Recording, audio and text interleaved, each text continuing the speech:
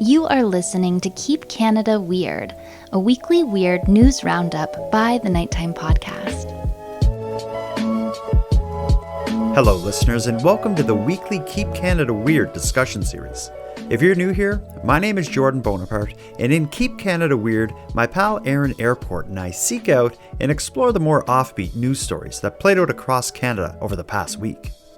In tonight's episode, which was recorded on April 30th of 2024, Aaron and I are going to hear about Tim Hortons' latest attack on Canadian culture, this time in the form of their musical stage show, The Last Timbit. We're also going to discuss the cockroach infestation of a Saanich BC hospital. We'll run from the giant invasive toxic worms in Ontario, and then we're going to consider a Toronto nail salon's offer of 20% off to customers willing to let them take and sell pictures of their feet. So let's get into it. Handsome Aaron Airport, we are back. This is going to be our best episode ever. I'm calling it up front. Yeah, you like to do that. This time I mean it. So every other time was a lie. Well, all right, we're off to a good start. Every other time I thought it could be, tonight I know this will be the best episode of Keep Canada Weird. And it's not because Elaine, your hater, is going to come on and debate you. It's not because Justin Trudeau is going to be a guest and allow a lecture or interview or something. It's just because the stories tonight are especially good. It's a very quintessential Keep Canada Weird collection of stories we got tonight. Before we get into them and introduce them, though, I want to hear from you. What's going on? What's new? Is Cape Breton still a small island floating somewhere in the Atlantic Ocean? Yeah, we're still floating, although connected by a causeway to the mainland. Yeah, what's new with me? Not too much. Just plugging away at life, you know. Okay, that's fine. That's a fine answer. Spring has sprung here in Halifax. I'm noticing buds on the trees. Have you seen any nature happening yet? Yeah, the grass is getting greener. Mm-hmm. Always on the other side, but still greener. And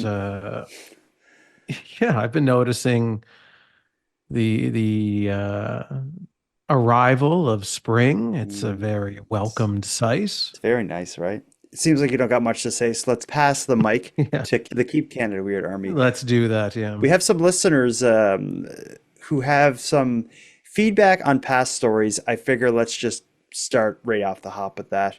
One story that keeps coming up, we keep revisiting, is the story of the holy grail of hockey card discoveries in a Regina basement leads to this international auction thing where the bid gets as high as $5 million Canadian, a little over it. The guy buys it for a little over $5 million, and then he gets the holy grail of buyer's remorse cases. We've discussed that, I think, a week or two ago, but a listener named Kelsey is just catching up on prior episodes, and she was in the middle of hearing the man with buyer's remorse explain that he may want to donate these cards to the love of his life, who he met when he was 7. Winning bid for this 1979 Mega Box hockey cards really originated back when I was like 7 years old, where I met a girl in my class. Her name was Elise, and I really think that I had a connection to her and that she was my true soulmate. And she was interested in hockey. So in the event that I don't get in touch with anybody, or no one gets in touch with me, I'd like to gift them to Elise, the young girl for way back from school, and that she could have them as a total gift. Because I throughout the years, I actually believe that she was like my true soulmate. I still do, but she wanted to react to that right away. So I believe she hit pause on the episode and went to nighttimepodcast.com/contact and sent this message. Okay, I had to stop mid-podcast to send this. I'm just listening to your April 15th Keep Canada Weird about the guy with the hockey ticket and the 7-year-old crush of his. There's so many things that made me uncomfortable. I feel like I've listened to pretty much every podcast that you've done. That was the moment that honestly, my insides were turning I was almost like, I think I'm going to turn it off. I can't listen to it. It's so painful because I do feel really bad for this guy. I think he's like kind of pathetic in a way. Like I do feel for him.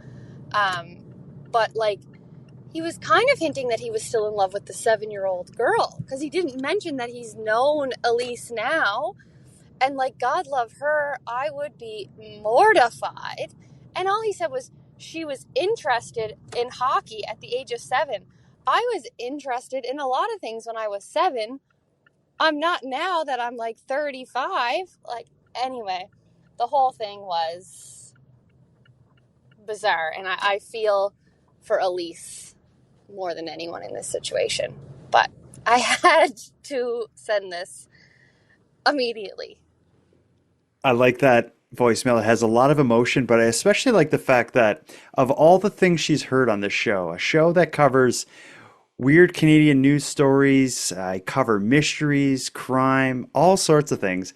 The one thing that really gave her the heebie-jeebies was the story of buyer's remorse related to this auction. I think that's something there. Oh, it's the guttural reaction that she had. She had to pull over. And we recommend this to all Keep Canada Weird listeners who are listening while driving. It should be treated the same way as it is a cell phone. You know, you shouldn't listen to Keep Canada Weird and drive at the same time because it can get very emotional. It can be a very distracting, visceral experience. Well, let's get into that distracting, visceral experience. We enjoy hearing from listeners, but that's not our primary objective. We're here to keep Canada weird by highlighting the weird news stories that played out over the last week. And we got a couple doozies tonight. We're going to be talking about Tim Hortons. We're going to hear about 2 stories, not of the animal uprising, but of the insect uprising, I guess. We're going to get into bugs tonight.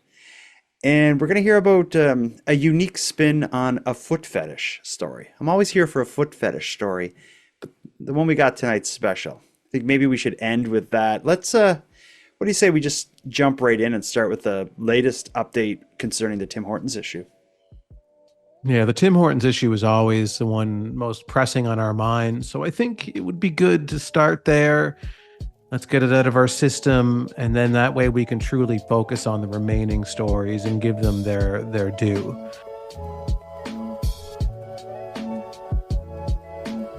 This story concerning the Tim Hortons issue comes to us from 2 separate Keep Canada Weird correspondent tips. I'll play both of these voicemails now. This when this news broke related to Tim Hortons' latest shenanigans, my inbox lit up. Here's one way the story came to us. This is from Coulter. Hi, Nighttime Podcast. I have some breaking news regarding the Tim Hortons issue. I don't know if you heard about this, but there's going to be a Tim Hortons musical called The Last Timbit. I'm at a loss for words, and I don't know what to do, so I hope you guys can guide us all through this. Thanks a lot. We will guide you through it, Coulter. So have no fear. We're going to help you tonight. But that wasn't the only caller concerning it. We also heard from Stacy. I just wanted to let you and Aaron know that Tim Hortons is producing a musical. It's coming to, or they've done a musical. It's coming to Toronto. It's called The Last Timbit. Thought that might be good for one of the next episodes. Not one of the next episodes. This episode. You've heard the news, right? I've heard the news. I'm aware. I'm extremely concerned. I hope you're not speechless because we got to get into it tonight. I'm going to read you a short piece here about what's going on. In the last year, Tim Hortons has treated cottaging Canadians to a boat drive-through. They revived its beloved Dutchy donut and launched pizzas. But perhaps the biggest surprise will come this summer on the heels of its 60th anniversary, which occurs on May 17th. Tim Hortons will enter a realm so unexpected for a fast food giant that even its executives expect people's reactions to be, what the? The head scratcher is going to come in the form of The Last Timbit, a musical for which Tim Hortons has assembled a who's who of Canadian artists to stage at the Elgin Theatre in Toronto this June. The production is loosely based on a 2010 snowstorm that was so bad that drivers on a highway east of Sarnia, Ontario were forced to hunker down in cars, and others had to wait out the inclement weather at a local Tim Hortons. So that's how Global News describes the play.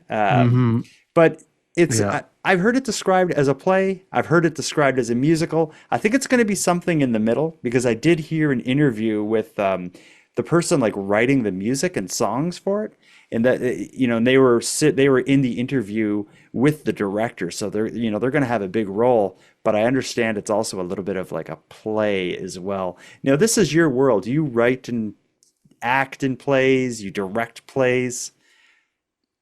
Your opinion on this is invaluable. What's going on here? Well, I mean, as much as they don't want people to think it's a giant commercial, it's a giant, expensive, ridiculous commercial. And Tim Hortons is always, so I'm not surprised by this, because again, this is just Tim Hortons, the new Tim Hortons. And the issue that we've been having with Tim Hortons is it has no idea what company it is. So you see all these off the wall, ridiculous products coming from what should be a coffee and donut shop. And then you see, different product after product after product. It just doesn't make any sense, that they're just trying to do whatever they can to compete with businesses that they shouldn't be competing with. And then Tim Hortons, of course, now is jumping into Broadway. Well, you say, of course, now. I believe this to be unexpected. I find when Tim Hortons make these crazy moves, it's usually the race to the bottom, finding like the cheapest, worst product and putting all its money into marketing. This is a completely different thing, because they're losing money on it, I would assume. And it's a bit highbrow. Like, it's certainly not for Tim Hortons customers. I can't imagine a bunch of Tim Hortons customers are going to be going to the Elgin Theatre in Toronto to see a stage show based on a snowstorm in 2010, themed around Tim Hortons, called The Last Timbit. I don't know who this is for, other than like the I don't know, people into musical theater that have a good sense of like irony and sarcasm or something, maybe. I mean, I don't see the irony or the sarcasm here. I see that they feel that they can, the musical Come From Away. Yeah, it's the same director, you know that, right? It's the same director, yeah. So they're clearly thinking that they can, with this story that it's loosely based off of, they're thinking that they can have possibly a Come From Away level hit here and have this thing be running on Broadway for the next 50 years. Like, it's it's absurd, it's bizarre. I think I feel a little different than you on this, because I don't think it's a good idea, but I do enjoy it. If I was in Toronto, I would want to go see it just for the novelty of it all. I think I would go see it, like, just to report on it for the show, just so I could tell people what it was like. But I mean, the few clips that I've seen, it looks like the no-name version of Come From Away. I've never seen Come From Away. That's about like during September 11th, a bunch of planes had to land in Newfoundland, like, because they were getting pulled from the sky. So it's about that, but and it's about like kind of the hospitality of the community welcoming these people from away.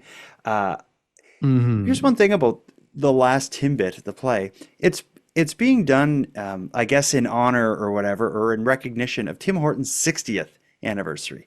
That's a weird anniversary to do this bizarre thing. Like 60th, I could see if it was their 100th to do something outrageous. Yeah, or even 50. Yeah, 50 is a milestone event. 60 is pretty forgettable. Oh, well, so will this musical. It would be completely forgettable. Tickets for this musical, for people who are curious, are $90. They're for sale now. Can you imagine? 90's not crazy. Can you imagine? It's not crazy, no. But for what you're going to see, can you imagine paying $90 to see the last Yeah, Timbit. but Can you? everything is so expensive now. We don't go to concerts often because we live in kind of a crappy place. But things that just 5 years ago were $30 are now like $70. So 90 is not outrageous for a play Well, it's not outrageous musical. for a good show on Broadway for sure. It's a very affordable, reasonable rate for a big show on Broadway. Absolutely. But for Tim Hortons musical, $90 Yeah. to sit for down for probably what will be 3 solid hours of your life, where you're going to see professional performers who are only doing this because it's going to be a big paycheck for them, because all of Tim Hortons, marketing dollars are behind this. So they're going to be up there with absolutely zero artistic interest in this show. It's just a paycheck for Hmm. them. It's just a big fat paycheck for them. And they're going to be up there and they're going to go through the motions or whatever it is. And you're going to be sitting there for 3 hours listening to people sing about Can Timbits. It's completely yeah. absurd. And like, part of me likes that it's happening, because it's like Tim Hortons, like, what's Yeah. next? What are they going to do You next? could But never have like, predicted this. Uh, I'm excited to hear the music. Like it's all original music, songs based around, written for the show. I'm very curious to hear the music. We will definitely have to do some kind of review and play some of the songs on the show. Inevitably, when they're selling that CD at Tim Hortons locations across Canada. yeah. I want to read one last thing. This is I went on the website where you can buy tickets. I read the description of the show there, like the summary of it. Here's what it says. Inspired by real Canadian stories, The Last Timbit follows a group of strangers who wait out the snowstorm of the decade in a Tim Hortons.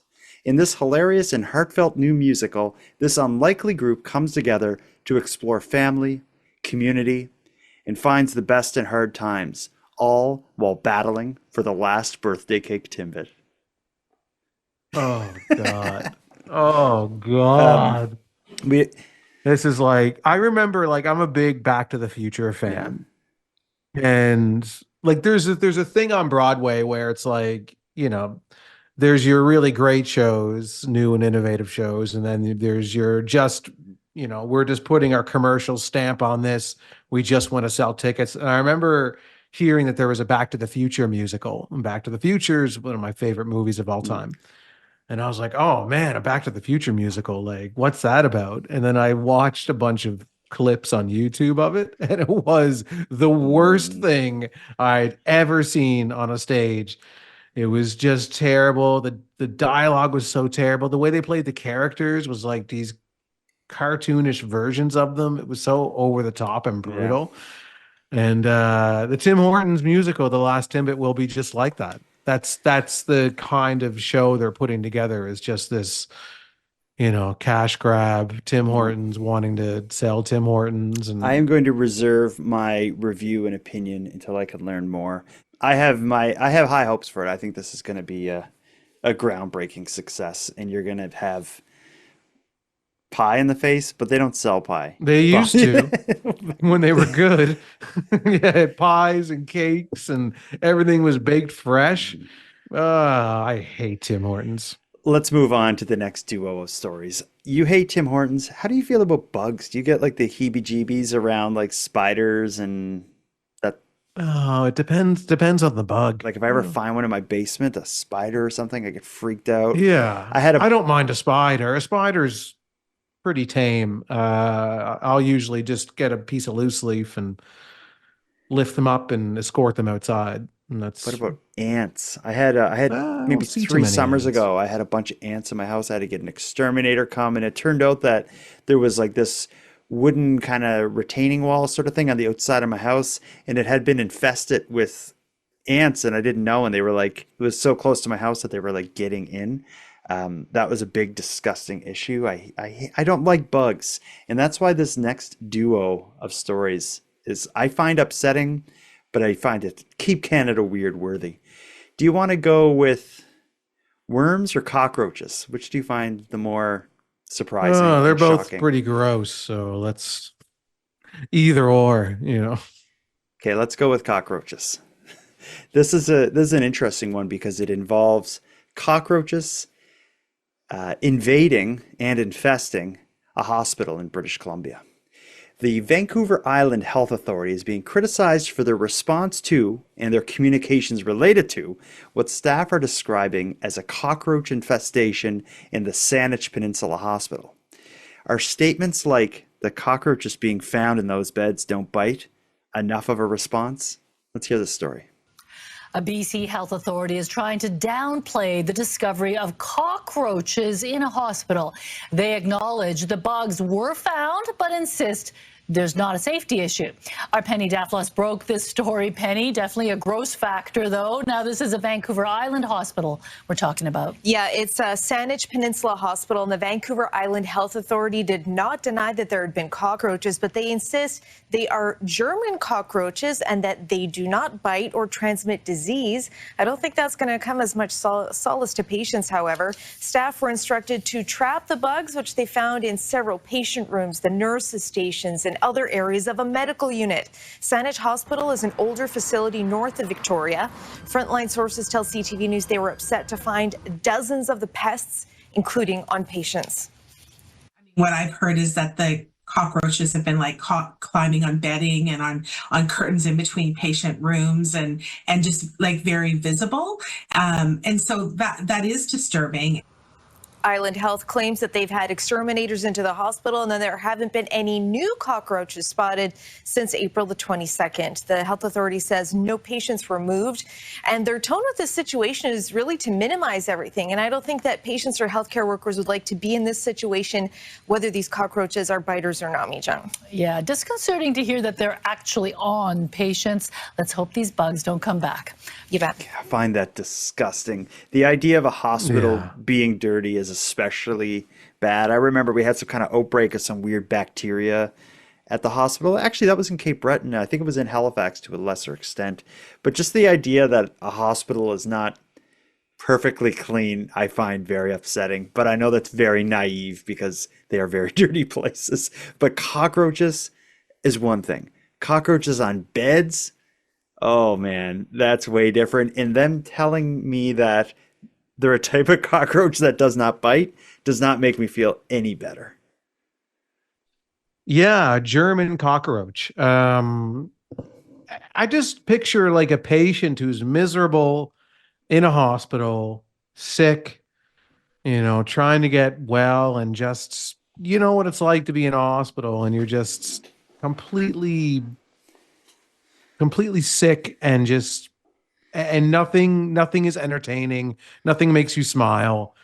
Everything just sucks, Fair. And then you're covered in cockroaches. And I think the thing with cockroaches, I never thought of, oh my God, they'd bite me. I'm more like they would scurry around on me.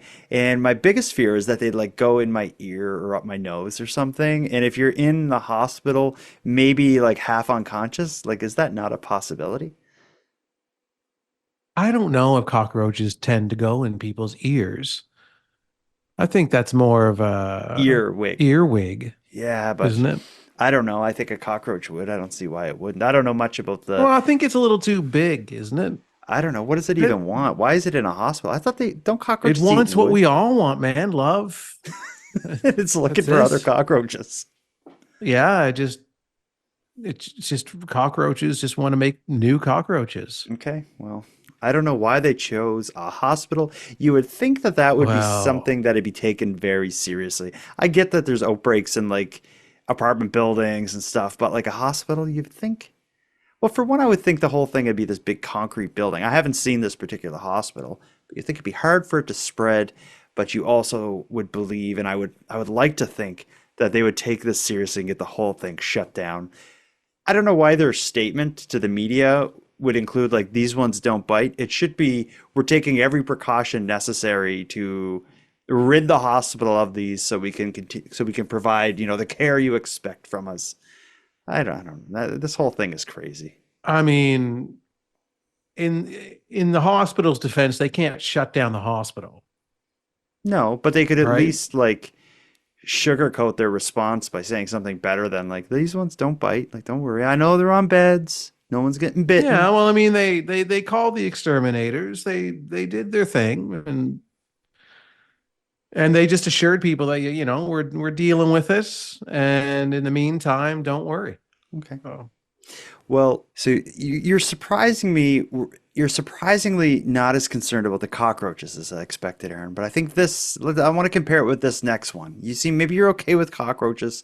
Let's see how you are with worms, and not any worms. Let's see how you are with giant, toxic, invasive hammerhead worms that are invading Ontario. I'll give you a bit of the briefing on it, and then we'll hear a story.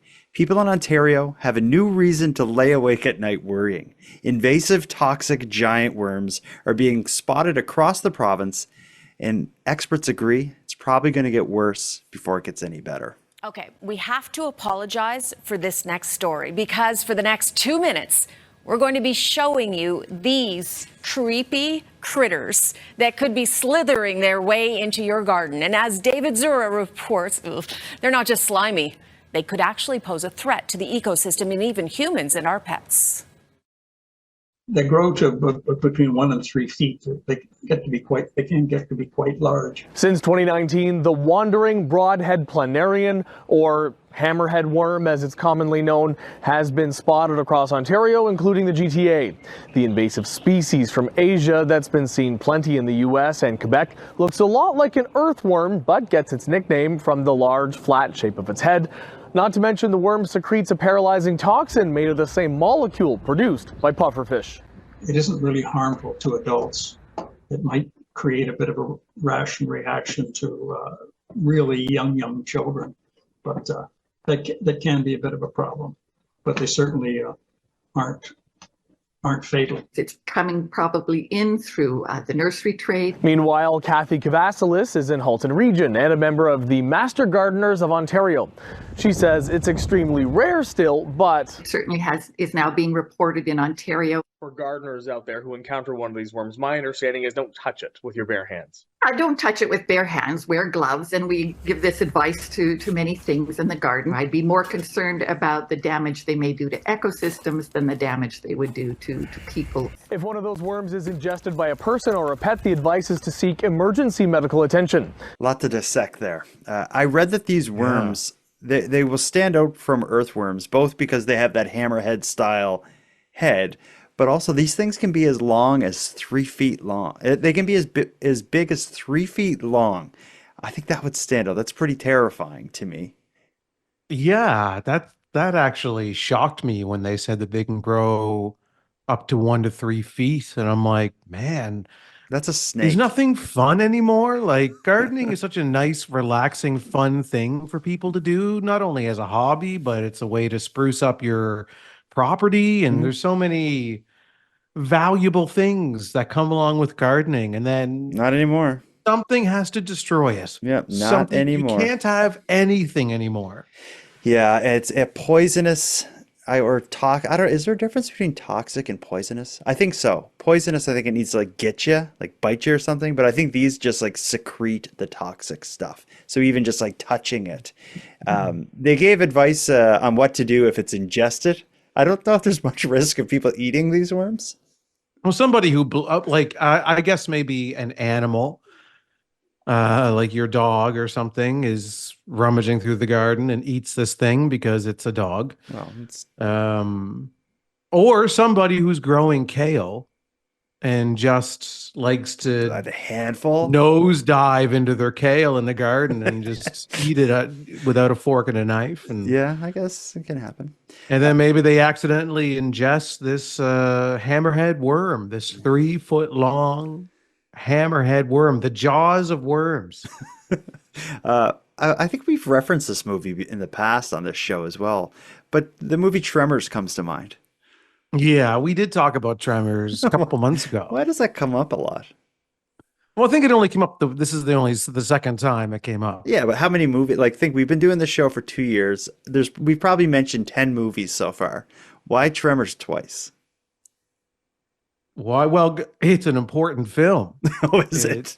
Yeah, It marks a generation. Okay. It tells a story that we can all relate to. Yeah. Especially now. Like It's now more than Trevor's ever. is more important than ever. And like now there are giant worms we have to worry about. Yeah. First COVID, now giant worms. Remember that? Remember that thing from the pandemic? What was like any other thing that was going on wrong in the world was always put on top of the pandemic. It's like, not only are we in the middle of a global pandemic, but there's also regular problems too. Yeah. Thank God that these worms weren't raising their hammer-headed heads out of the dirt in Ontario during the pandemic, because I don't think the people could have taken it. Like, I know No, because gardening was a big thing that people really got into during the pandemic when everyone was on lockdown. Yeah. Imagine it was like, put on your mask, stay within 6 feet of each other, don't leave your bubble or your yard, and stay the hell away from your gardens. Yeah, don't go near your garden because there's hammerhead worms that want to poison you to death.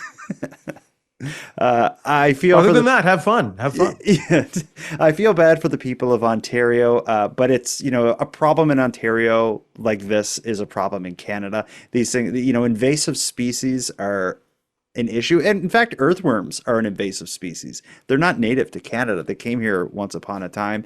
I guess we're just going to have to live with killer bees, acid rain, and toxic hammerhead worms from now on. Yeah.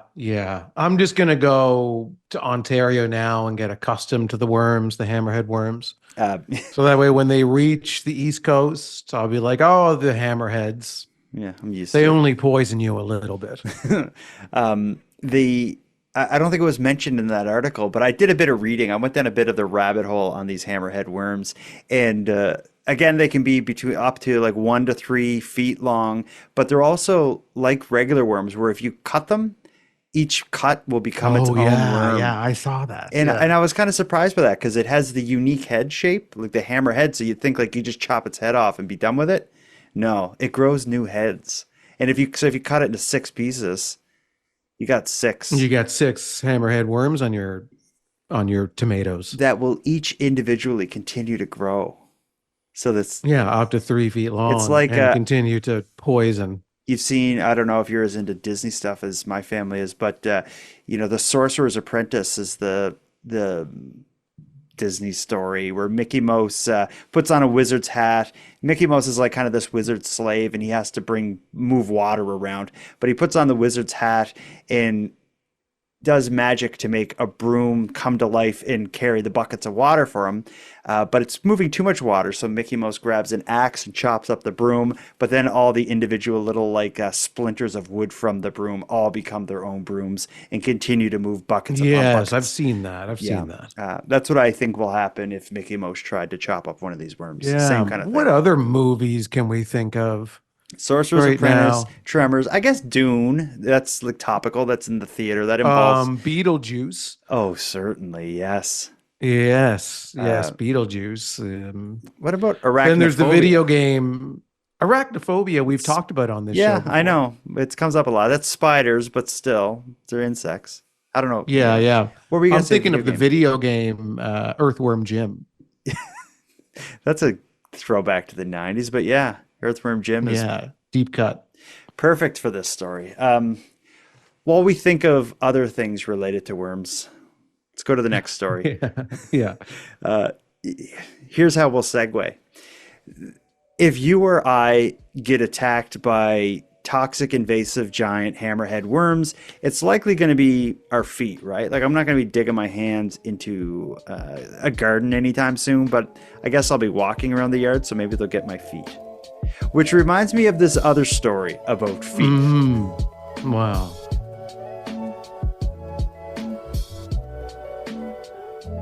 Let me just ask you, I've never asked you this before. Do you have a foot fetish? I only have a foot fetish in the sense that I love using my own feet to walk around. Yeah. You fetishize, I don't know. Fetishize Fetishize motion, walking. Yeah. I love being able to go to walk to and fro. Okay. And for that reason, I have a fetish for my own feet. Yeah, I guess that's the extent of my foot fetish as well. I grew up skateboarding. I guess maybe that's kind of in the ballpark. I guess Yeah. neither of us really have a foot fetish.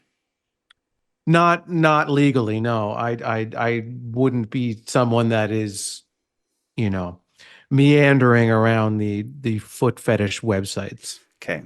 I don't have anything against people who do, so there's no fetish shaming here. If you're into foot fetishes, that's cool.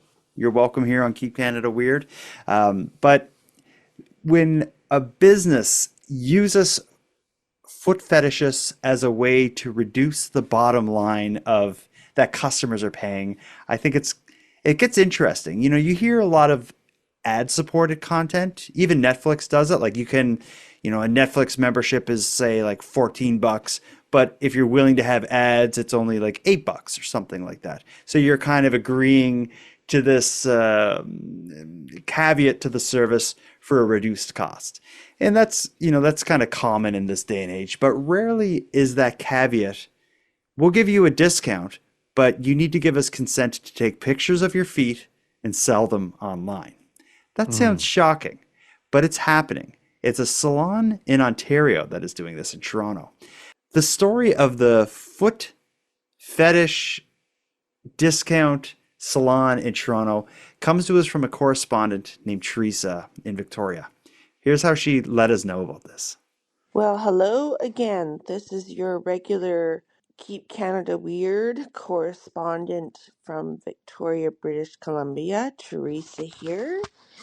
And have I got a story for you that I know Aaron's going to have quite a good laugh at, and I can hardly wait to hear his comments on it.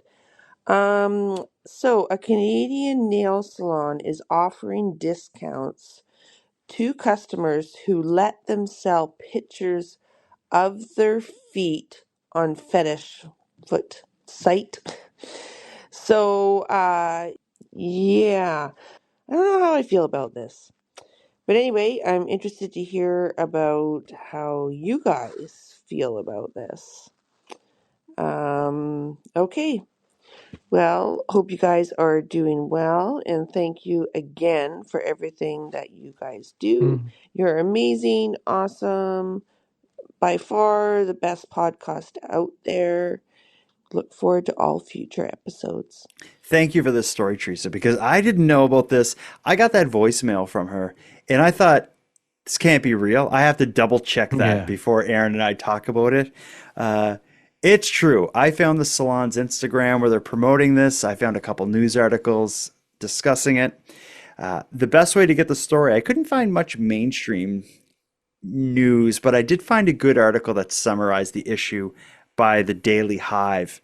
If you have it in front of you, you can read it. I'm willing to read it as well. I'll certainly give it a read. Just I will pull that up right now.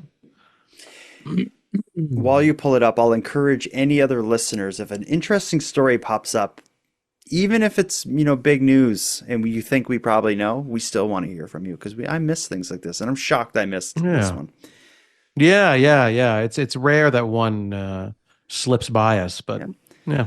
So every now and then, I guess. Yeah. So the article we'll go through is from the Daily Hive. The headline is Canadian Nail Salon offering discount to customers who will let them sell feet pics.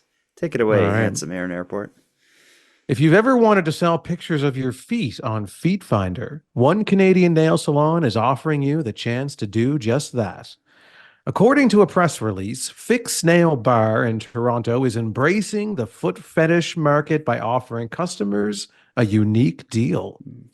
Patrons who give written consent for the salon to sell their feet on Feet Finder, an online platform that allows its users to buy or sell custom foot fetish content, can receive 20% off their pedicure service. According to the website, Feet Finder generates over $5 million in foot content sales annually and is the safest and most secure website to do so. The salon explained that Feet Finder has grown into a significant platform that allows for a lucrative opportunity to share exclusive content while allowing customers to save on their pedicure services. In a statement emailed to Daily Hive, Fixed Nail Bar founder Nikita Andrews explained that the salon's Foot Your Bill campaign will support its business growth as customers dip their toes into the platform while creating a truly memorable experience.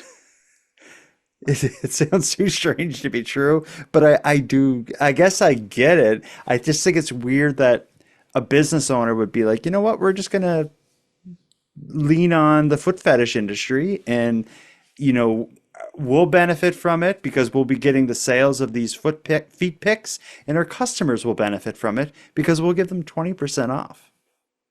Yeah. I have two different feelings on this story. Okay.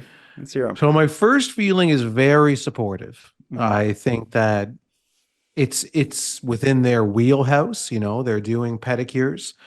They're doing It foot makes stuff.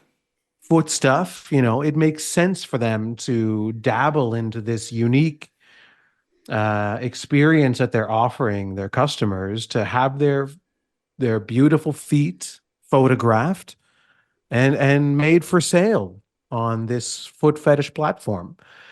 I probably suspect that the owner of this salon was already deep into the foot fetish community well before they thought of this idea. They must have been, right? Nothing else would make sense to me. But here's my second thought on it, and my concern for anyone who is considering taking them up on this offer, and that is to be sure to read the fine print of what you're signing when you do so. Because imagine this scenario. You go into this salon for a pedicure. You sit down and they say, you have beautiful feet. We're offering a deal actually where you can get 20% off at the cost of your pedicure if you let us take some photos of your feet and sell them online. What a weird conversation. Like, imagine pitching that to a stranger. But... Yeah. Imagine being a new employee who, this is my first day and I got to pitch this. Like selling in-store credit cards sucks. Have you ever had a job where you got to pitch that? Yeah, but when you're in the grocery store, like with a little sheet, like you want to sign up for a credit card while you buy your craft dinner. So anyway, so the customer says, well, will they know it's my feet or will it be anonymous? Oh, it's completely anonymous. Sign this form here. So they just kind of blindly sign the form. They trust the business that it's going to stay anonymous and all these things. And then the business does just as they said that they would do. And then they upload the photos of the customer's feet to the online foot fetish platform. And then after a few weeks, this customer's feet becomes very popular. Blow up. Just blows up, explodes. Everybody with a foot fetish is wanting to buy these photos.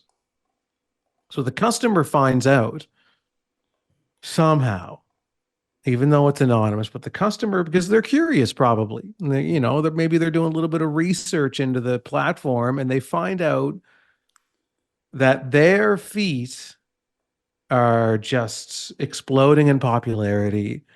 They've become a foot fetish celebrity, although they're anonymous, but their feet are spreading like wildfire all over the internet. So the customer says, man, the salon is getting all of the money for this. All I got was 20% off. So which for a pedicure, what is that? Like 20% of a pedicure is probably $5 or $7 or something. I'd say it's probably more like $30, probably $25. No, like the entire thing is $25 or $30. No, I think like a pedicure, like a good pedicure, is probably an $80, $90 thing, isn't it? Okay, maybe. I don't know. Maybe but neither of us know. Okay. Well, either way, they're selling their feet pics for $10 or $20 ish. Yeah. Let's say $20. We'll land on $20. Let's land on 20. So okay. Yeah. Yeah. So the customer's like, man, I only got 20% off. It was like, $15, $20. And they're selling, and my feet are the most popular feet on that website right now. And they're making bank off of this. So my ultimate question is, after all of that,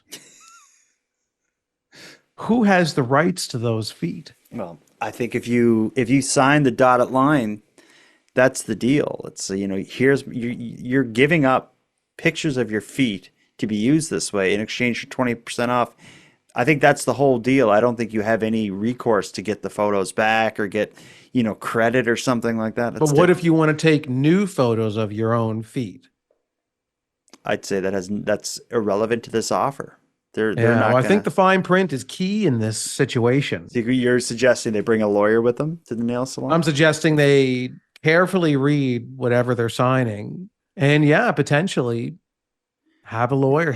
It'd be interesting for a lawyer to, for fun, look into this deal that the salon is offering and read through the contract. The whole idea of like selling photos of your feet, that's just like you hear about that a lot. A lot of it's usually made as a joke, but I guess there is money in it. Like in this person behind this, the owner of that salon must know that, and I guess they're planning to maybe take over Feet Finder with an account of Toronto's nicest feet, freshly manicured. Yeah. Well, I'd happily do it. Yeah, best of luck to them. We're about to start wrapping up the episode, but we still got another voicemail to hear. This one will call back to another story we discussed last week, and that was, of course, Tim Hortons Pizza. We're hearing from a listener named Laura who worked at McDonald's during their pizza era. And I think they're using their experience as a bit of a cautionary tale on what could go wrong for Tim Hortons. Here it comes. Hey, Jordan and Aaron. It's Laura calling from Kitchener, Ontario. I was just listening to your recent episode discussing the pizza from Tim Hortons that you tasted and the wait time that it took to make. And I don't know if you remember back when McDonald's used to have pizza. I worked at McDonald's back when I was a teenager. And the reason that they stopped having pizza at McDonald's, which I actually really loved the pizza, it was delicious, they stopped because it took 5 minutes to cook the pizza from start to finish, which always held up the drive-through and would annoy customers in the lobby. And so that is why McDonald's stopped. So I'm curious how long Tim Hortons will have the pizza, if it is probably also taking at least 5 or more minutes for them to make their pizza. Anyways, enjoy listening to your show and take care. I was thinking about this today, and I went to Tim Hortons and got a pizza for supper tonight again, like I did last week. Oh my God. And it took a long time. And as I was waiting in line to get my pizza, or waiting in the drive-thru to get my pizza, I made the prediction, and I'm going to put it here on air as well, is I think we're just maybe a month or two away from an announcement from Tim Hortons that their pizzas are dine-in only and no drive-thru service, because it's holding up the drive-thrus. I waited. I was in the drive-thru. I backed it up 4 or 5 cars just sitting there at the window waiting to get the pizza. So I think McDonald's pulled it. I don't know if Tim's will pull it or maybe just make it dine-in only. I don't know what's going to happen here, but pizza was a bold choice. Yeah, it's a bold choice. I can't see it lasting forever. I don't know what infrastructure they invested in order to cook these pizzas, but we'll see what happens. I don't have high hopes. It's the pizza's okay, but once the initial wave of everyone wanting to try it dies down,